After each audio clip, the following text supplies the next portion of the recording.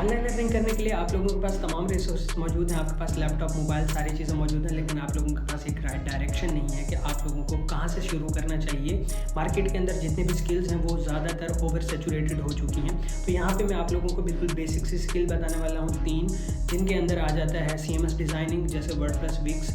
उसके बाद आप लोग क्या कर सकते हैं, डिजिटल मार्केटिंग सीख सकते हैं, और इसके साथ साथ आप कॉपी राइटिंग सीख सकते हैं। ये बिल्कुल बेसिक स्किल्स हैं और कोई भी इनको सीख सकता है विदिन 1 to 2 मंथ।